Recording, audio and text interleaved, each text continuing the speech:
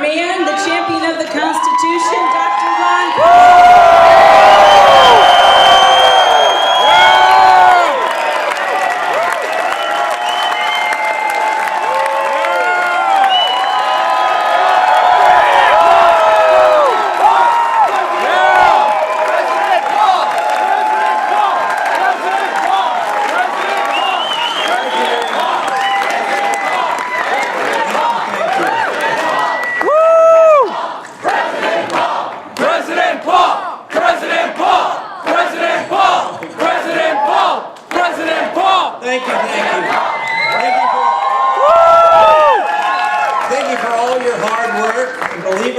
We did very well tonight and have a very, very strong second place, and it's going to continue.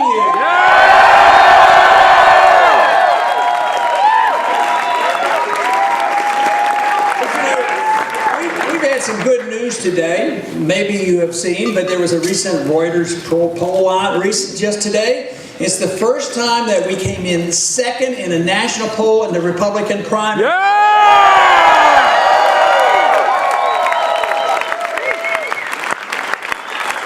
And we do have to remember, you know, the straw vote is one thing, but then there's one other thing called delegate. Oh, yeah!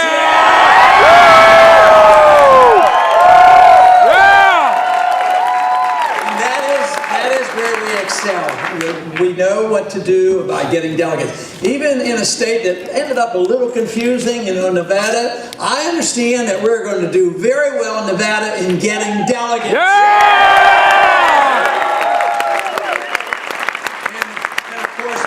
I've heard nothing but good stories about all of you staying around and going through the process, understanding the process, and voting and getting delegates. So when the dust settles, I think there's a very good chance that we're going to have the maximum number of delegates coming out of Minnesota. Oh, yeah!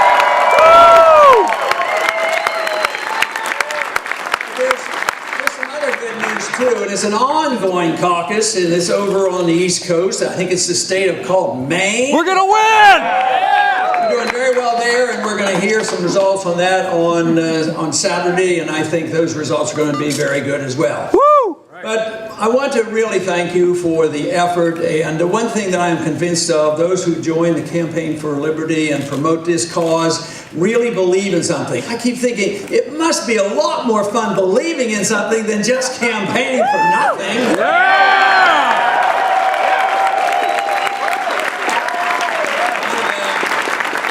That's what makes it easy going, because this is what the effort's been all about. And I have been so impressed. I've been involved for a long time, but it's been these last several years, especially since the last campaign 4 years ago.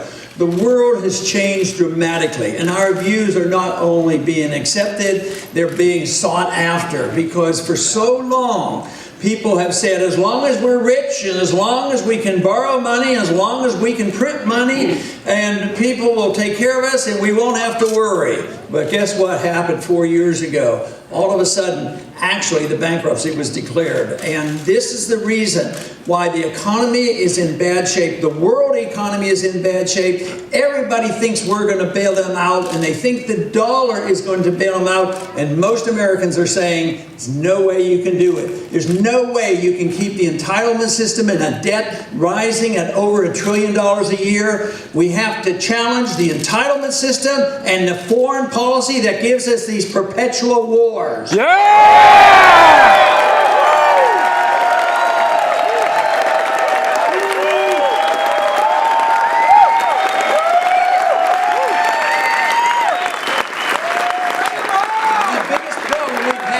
Convincing people who are in office that they're spending too much in Washington. Today, the American people are way ahead of the people in Washington. And quite frankly, I think it's important to know that there's only one candidate and only one campaign that offers real cuts. And in the first year of the new presidency, there'll be a $1 trillion cut. Yeah!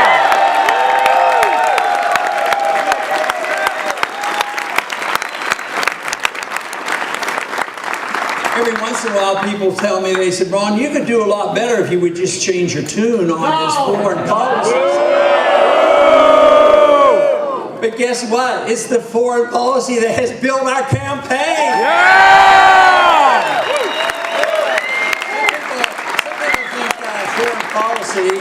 separate from economic policy. But what usually happens, and it's been known in most recent history, is foreign policy is the economic policy. Fortunately, we never had to fight the Soviets. Of course, I was very much aware of the fight with the Soviets in the Cold War, having been in the military in the 60s. But lo and behold, the Soviets self-destructed because they expanded themselves too far around the world and they went bankrupt. Unfortunately, we didn't have to fight them. And we, unfortunately, are facing the same problem. We have extended ourselves too far around the world. We've gotten involved in these wars that are unconstitutional. They've never been declared. We don't know why we're there. We don't know when they're over. So the most important thing a new president could do is bring our troops home. Yeah!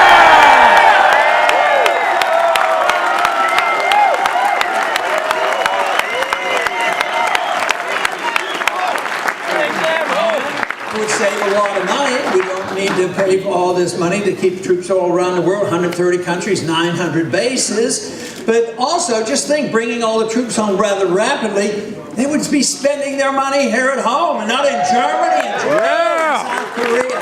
There's a tremendous boost to the economy.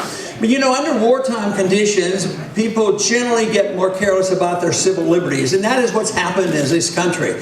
We have permitted our government to undermine our civil liberties, all in the name of safety and security. But we were told at the founding of this country that you should never sacrifice your liberties for safety or security, because you'll end up with neither. This is the reason I have come to the conviction you never have to sacrifice your liberty if you want to be safe. Never.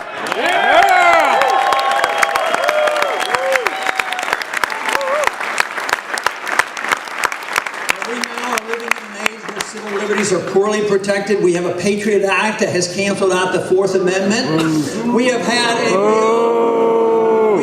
a bill, the National Defense Authorization Act, which now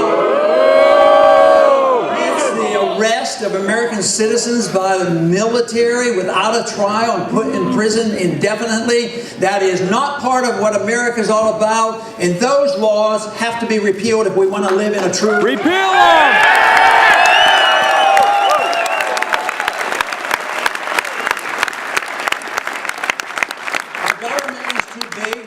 Government gets, the smaller our liberties become. Government is way too big, and that is why we're losing our liberties.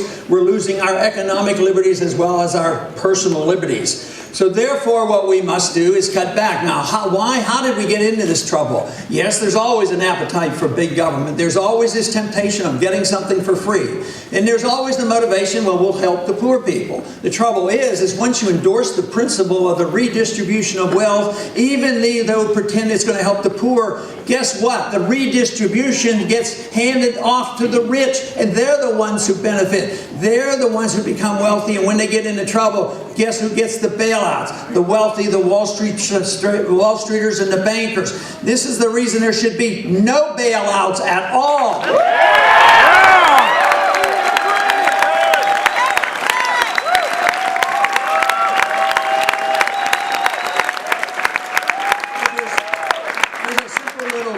Little trick that they played on us and the American people, and that trick was played on us in the monetary system. They figured, you know, well, yes, it's a wealthy country, freedom produces a lot of wealth, and that was fine. We can tax the people to a certain point, and then the people get annoyed.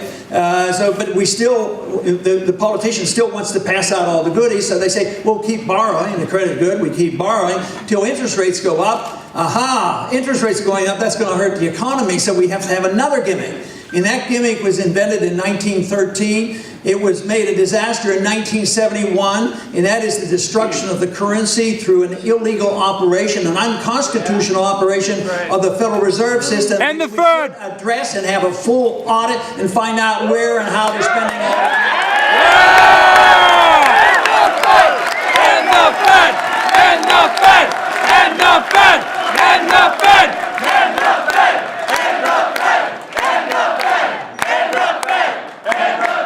You know, we get into so much trouble because the Constitution has been ignored, whether it's going to war or the Constitution still says that only gold and silver can be legal tender. So I would say that it would be very proper to send only people to Washington, and those who are there hold their feet to the fire, that we want people to obey the law of the land, which is the Constitution, and you can't print money, you can't go to war without a declaration, and you can't undermine our privacy any longer.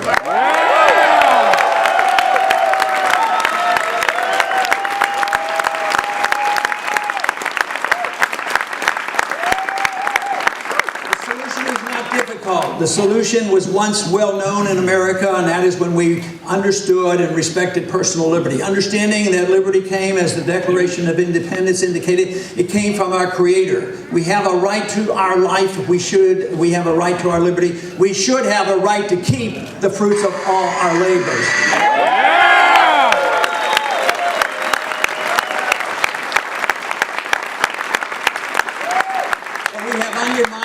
Undermine that productive system by having too much government, too much spending,